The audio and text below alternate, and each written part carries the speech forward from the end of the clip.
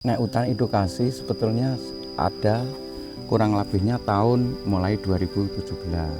Tapi kalau hutan bengkok untuk konservasi ini sebetulnya sudah kami upayakan mulai tahun 2000 saya sudah di sini untuk menanam tanaman yang sifatnya konservasi. Itu harus memakai insting, pikiran tenang, mental kuat, dan pengalaman, Pak. Seandainya disengat 1 kali 2 kali, kita jangan goyah, jangan lari. Kalau lari tambah diserang. Kita sudah mencoba untuk membina kelompok yang mana lewat kemarin program SGP itu kita ada pelatihan budidaya lebah madu apicerana, Mas. Kemudian kita kumpulkan teman-teman yang memang sudah berkecimpung, kemudian kita kuatkan untuk bagaimana caranya mengelola budidaya lebah madu ini supaya lebih menghasilkan.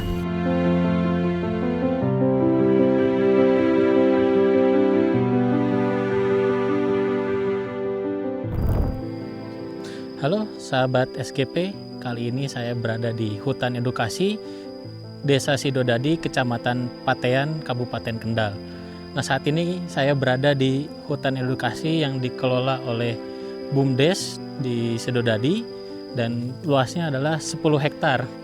Di sini tuh uniknya tuh ternyata menyimpan ada 200 macam pohon yang ditanam di sini. Jadi selain untuk konservasi, tujuannya adalah untuk edukasi.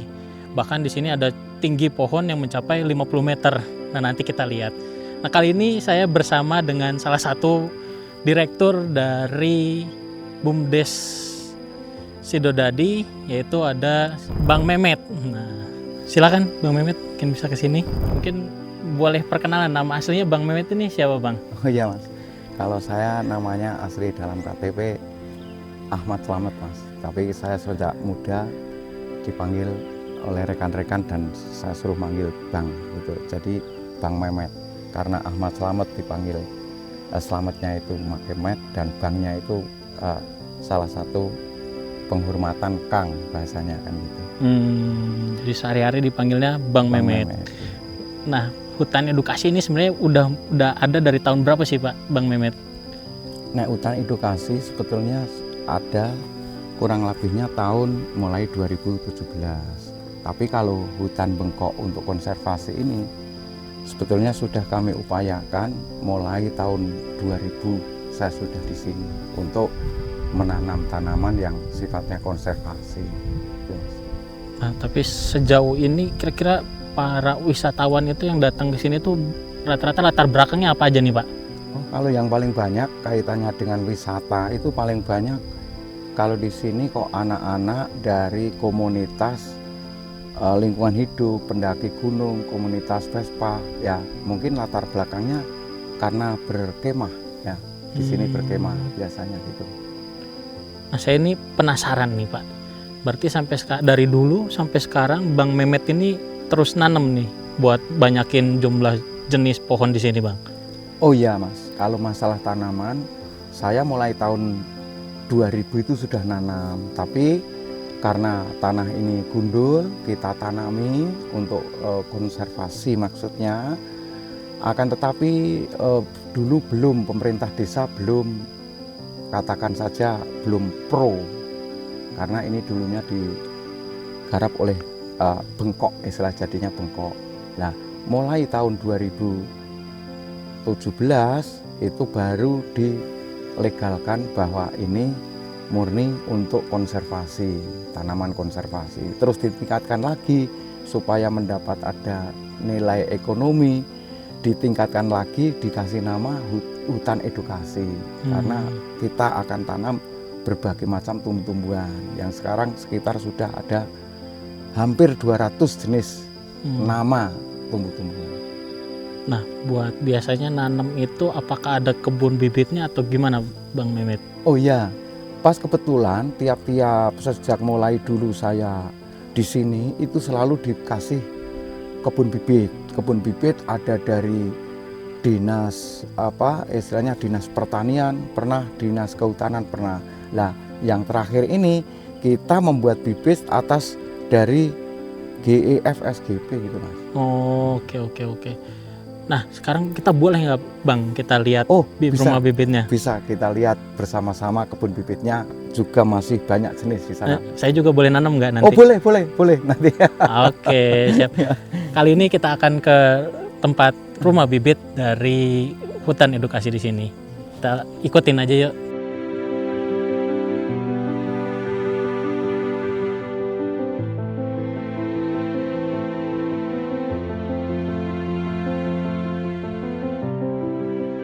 Nah, Bang Mehmet, kira-kira sekarang itu udah ada berapa hektar luasan dari si hutan edukasi ini?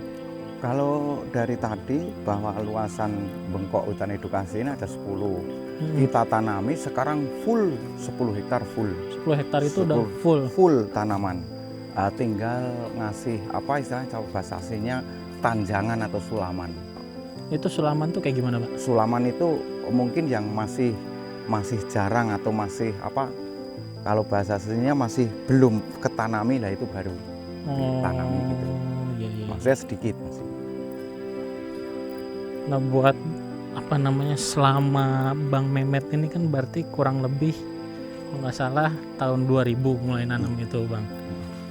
Sampai sekarang itu rasanya gimana, Bang? Ternyata wah udah ada 10 hektar gitu.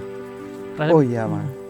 Kalau tahun dulu itu karena kita bekerja sama dengan desa, maka tanaman yang ditanam kan selalu tanaman produktif, 5 tahun ditembang.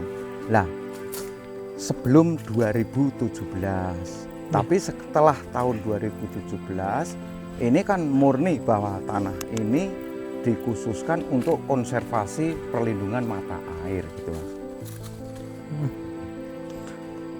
Berarti sekarang tanaman yang ada di sini udah bukan lagi tujuannya buat yang produktivitas ya, Pak ya, Bang ya?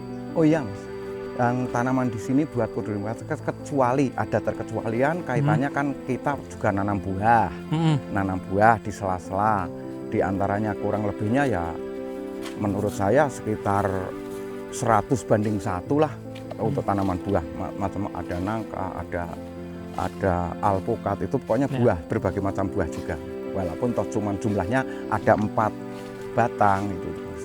Nah, ini kalau saya lihat tadi sepanjang kita jalan, Bang, ternyata beberapa pohon itu udah ada namanya ya? Oh sudah ada namanya. Kayak contohnya ini adalah bambu petung ya, Pak ya? Ya, bambu petung atau bambu wuluh itu sudah ada namanya. Kalau bambu kita baru punya 18 jenis bambu. 18 jenis bambu. Yang paling unik itu ada bambu apa, Bang? Itu yang paling unik menurut saya, itu di sana ada bambu balsoa. Balsoa? Iya, balsoa. Itu menurut saya unik namanya, tapi bambunya ya sama sih. Tapi dari dinas BSPTH itu adalah bambu balsoa. Balsoa.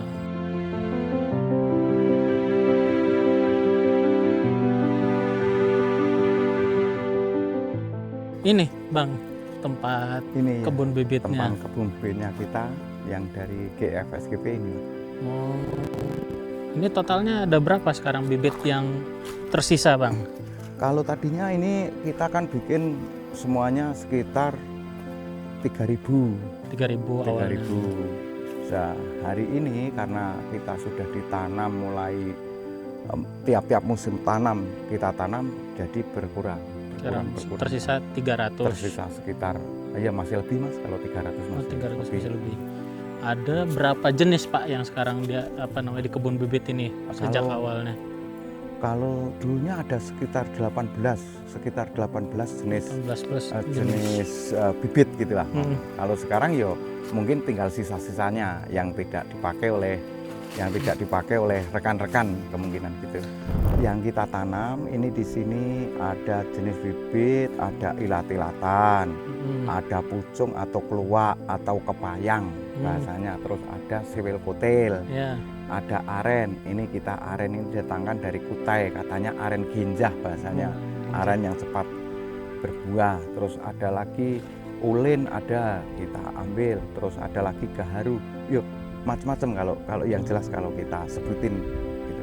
Nah, buat yang bibit-bibit yang tersedia nih, Bang, itu kenapa alasannya bibit-bibit ini yang didatangkan, maksudnya yang pengen nanti ditanam gitu? Ya, ini kadang-kadang rencana bibit ini karena kita bukan hanya memberi untuk hutan edukasi aja, mungkin relawan-relawan kita yang masih ada, yang masih perlu menanam mungkin di perlindungan mata air, itu kan kita punya stok. Jadi nantinya kalau musim tanam, umpama ada dari komunitas apapun lah yang datang ke sini mau minta bibit yang bermanfaat untuk mata air lah, ini di sini semuanya hampir bermanfaat mata air. Nah, kalau nggak salah dengar juga di sini juga ada bibit nanti yang pengen yang dia sebenarnya langka, terus pengen diadain lagi di dalam hutan edukasi ya Bang ya? Oh iya. Itu bibit apa Bang? Itu ada itu, karena dulu itu ada sewel kotil Bang. Oh, sewel kotil. Sewel kotil ini juga termasuk bibit sudah langka. Tapi dulunya di sini kan ada banyak, tapi sekarang kan sudah langka. Tapi si sewel kotil ini punya keunikan nggak Bang?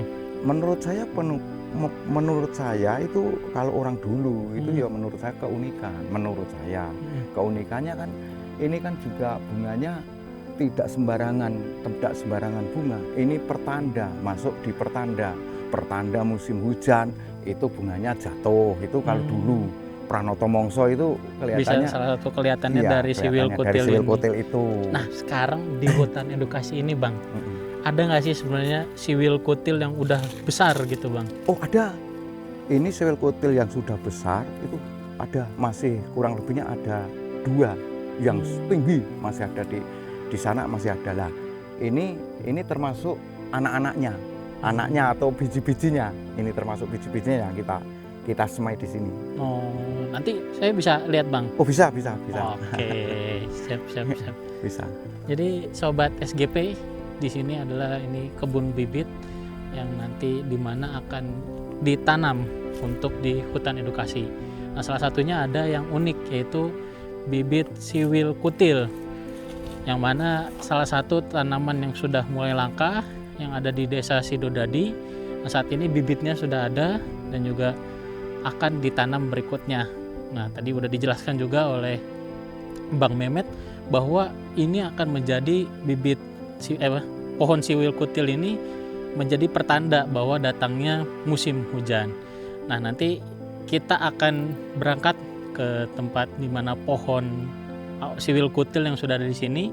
Nanti kan kita lihat. Kalau nggak salah tingginya berapa itu Bang? Ya sekitar 30-40 lah. 30-40. Oke. Siap sobat SGP, pokoknya jangan kemana-mana, tetap ikutin terus, nanti kita akan melihat pohon yang sewel kotil ini. Nah sobat SGP, nah ini adalah salah satu bibit dari pohon sewel kotil ya Bang? Ya ini sewel kotil ini. Ini adalah bentuk dari bibit sewel kotilnya.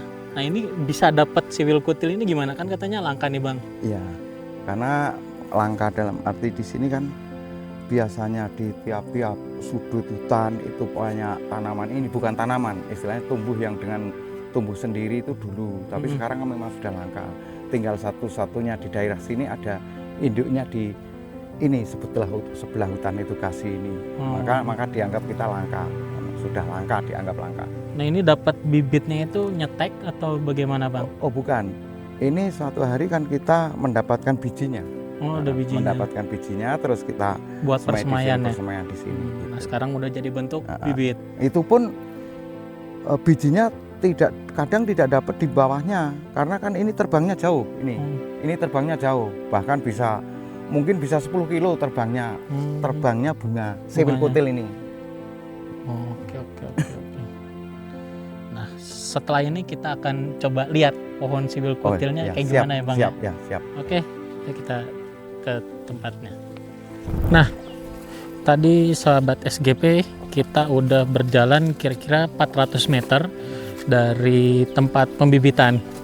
Nah, saat ini kita udah dekat lagi ya, Bang Mehmet ya? Sudah dekat ya. Sudah dekat, ini tinggal berapa langkah lagi kita menoleh ke kiri, langsung disitulah pohon sewel kotil. Nah, tadi sebenarnya di perjalanan itu Bang Mehmet saya ngelihat ada yang seger-seger.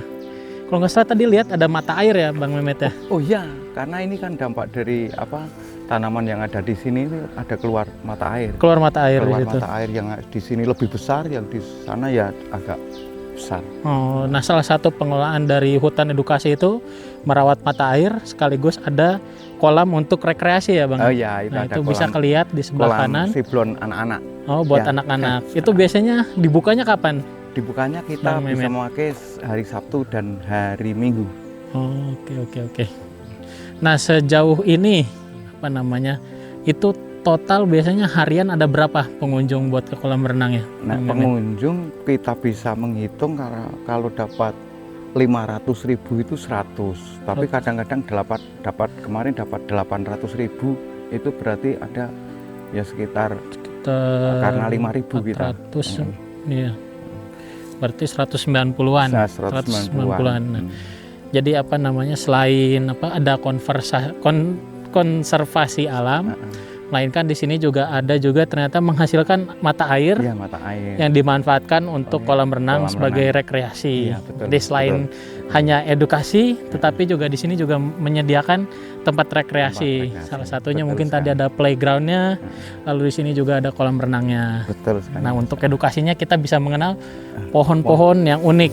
Nah, salah satunya ini adalah Pohon siwil kutil yang Siwil sudah ada kutil, di kiri ya. kita. Nah, betul sekali. Nah, ini kalau misalkan di total tingginya berapa Bang Mehmet?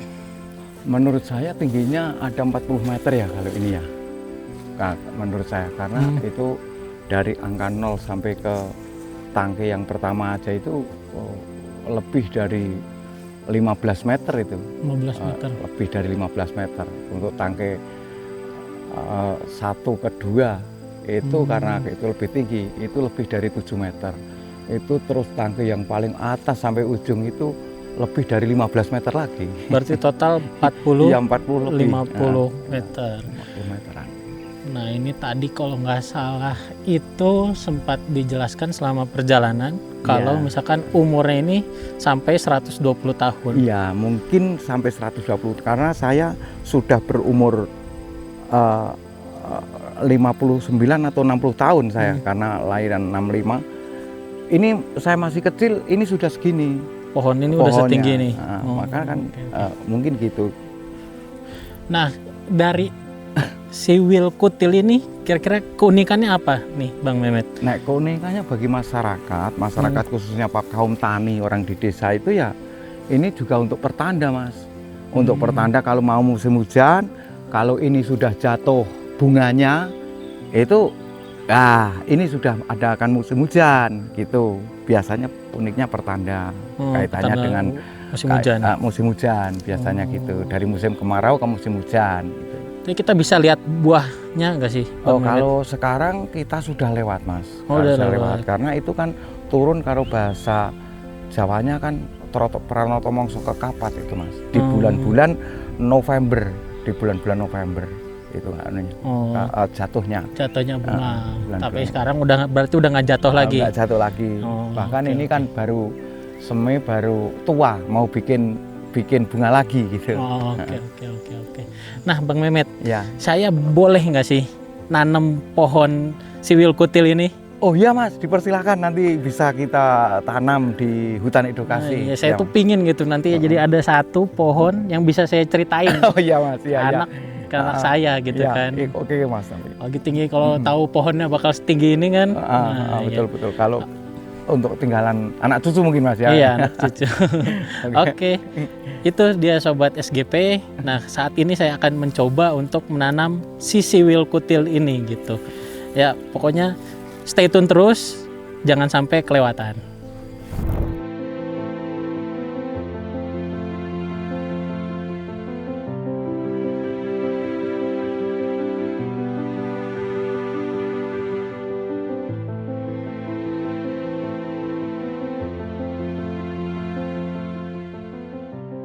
Jadi setelah kita tadi melihat pohon dari siwil kutil, kita sekarang akan nyoba menanamnya, teman-teman. Nah, buat menanamnya sendiri biasanya kayak gimana, Bang? Oh iya, Prosesnya?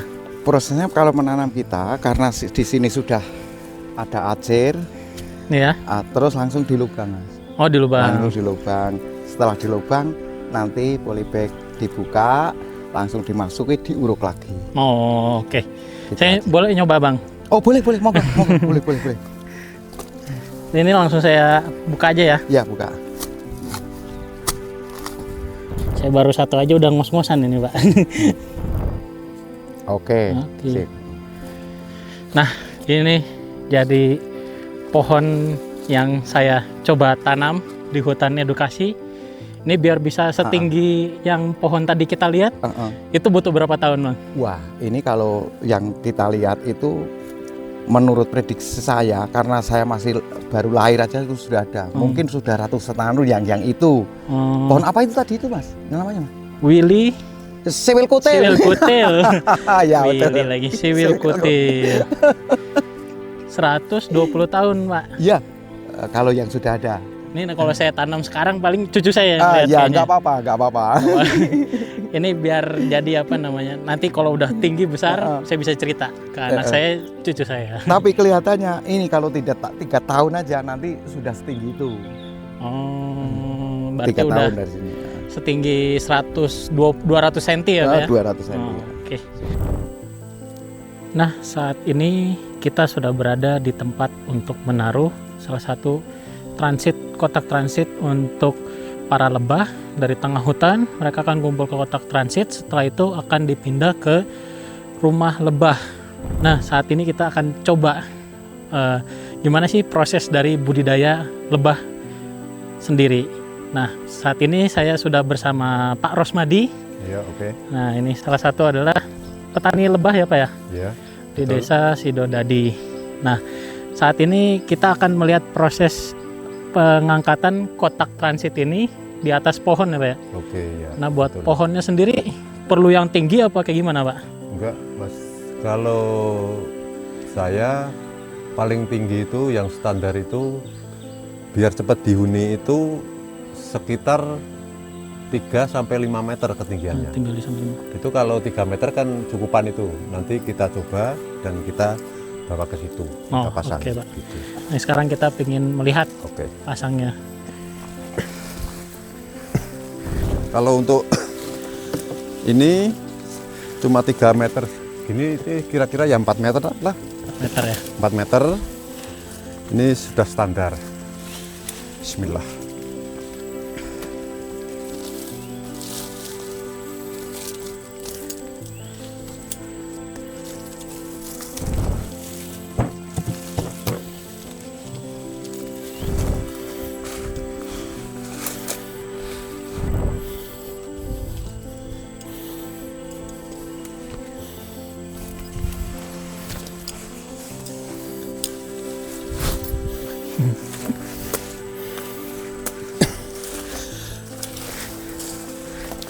Ini kalau yang sudah biasanya paling lama 1 minggu sudah dihuni.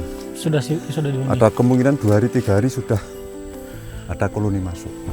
Sekarang saya boleh diminta temenin nggak Pak buat ngelihat rumah lebah yang biasanya Oke, boleh. dibawa dari apa namanya kotak transit ini ke rumah lebahnya. Oke, ayo. Ada Pak sekarang lebahnya? Ada di sana ya. Oke.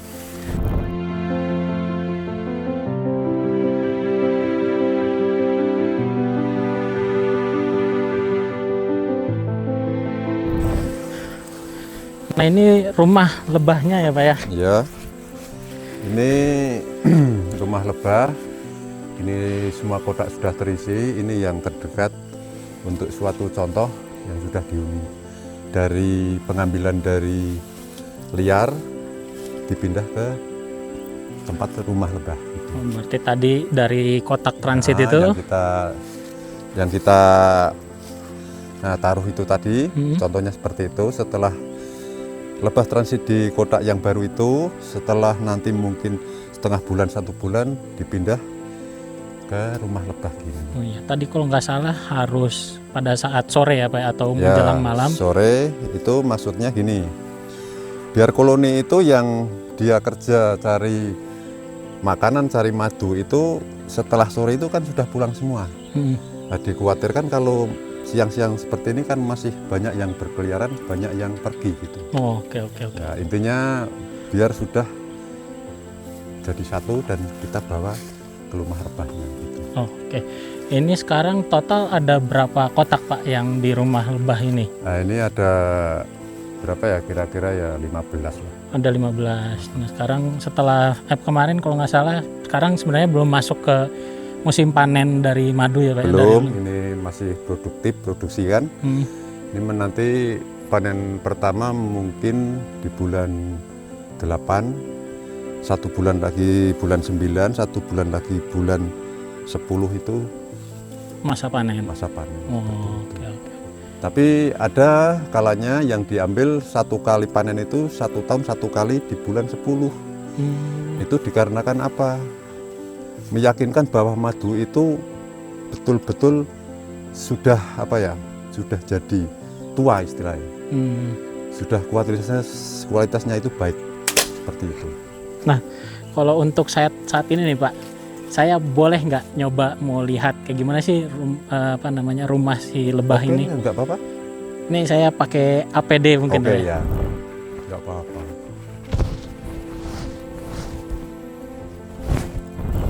Nah, tipsnya Pak, kalau misalnya ngebuka ini harus gimana Pak? Harus kita angkat kotaknya, diturunkan bawah untuk tempat yang kita anggap itu sudah layak kita taruh. Ini kan. Tapi ada kemungkinan kalau saya biasanya saya ambil 1 kali habis bulan 10. Oh, dia penuh Pak? Ya langsung? penuh, maksudnya madu nutup itu sudah kualitasnya sangat bagus, pekat, Oh, pekatnya. kental, seperti itu. Jadi kuncinya adalah meskipun Pak Rosmadi itu tidak menggunakan APD full seperti saya, Nggak apa-apa. tapi ternyata kalau misalkan tenang itu Itu harus pakai insting, pikiran, tenang, mental, kuat. dan pengalaman Pak. Seandainya disengat 1 kali 2 kali, kita jangan goyah, jangan lari. Kalau lari tambah diserang. Nanti koloni lainnya langsung Ikut juga. ikut nyerang. Oh. Kalau 1 stet, 2 bertahan, oke. Langsung kita kerja sudah. Oke, nanti setelah ini kita akan coba melihat madunya dan juga mungkin akan merasakan madunya. Oke, Sobat SGP, jangan kemana-mana karena terakhir kita akan coba tanya kepada Ketua dari Fordas Bodri untuk menanyakan gimana sih sebenarnya manfaat-manfaat tadi beberapa tempat yang sudah kita kunjungi.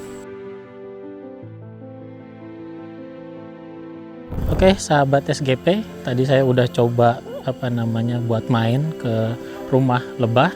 Nah, saat ini saya pingin langsung ngobrol sama ketua dari Fordas Bodri, yaitu Pak Yoyo, sebagai pendamping dari hutan edukasi di sini. Nah, sebenarnya kan ini di depan kita udah ada produknya nih Pak. Ya. Nah, sebenarnya buat lebah madu yang ada tadi di rumah lebah itu, Apisena. Nah, itu tuh sebenarnya yang mengelola itu apakah ada kelompok atau enggak Pak?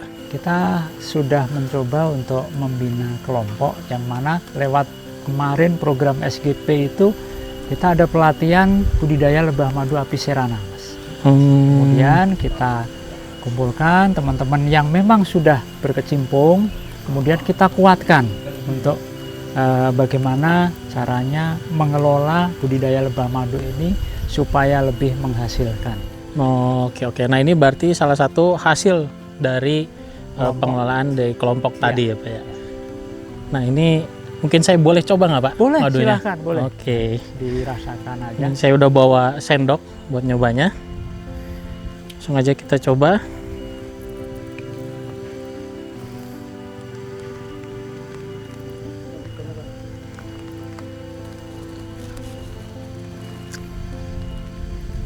Gimana? Rasanya kayak madu Pak. Benar-benar madu. Bener madu. Nah, saya itu sebenarnya sebagai orang yang nggak terlalu sering makan madu nih Pak. Itu ya. Nah, maksudnya sebenarnya ada nggak sih Pak perbedaan kalau misalkan madu asli sama madu yang dicampur itu, ada perbedaan nggak Pak kalau misalnya secara di penglihatan? Kalau dari penglihatan secara kasat mata itu tidak tampak sekali. Tapi biasanya dari rasa kemudian dari, mohon maaf ya, endapan biasanya. Oh, endapan. Nah, itu biasanya akan kelihatan. Oh. Kalau yang dicampur biasanya endapannya di bawah. Pak Yoyo, Ya. untuk harganya sendiri ini yang saya pegang 260 ml itu harganya berapa, Pak? Ya, kita biasa menjual di pasaran 110, Mas. 110.000 ya, Ya. berarti per botolnya. Nah, sebenarnya buat pemesanannya itu bisa melalui mana, Pak?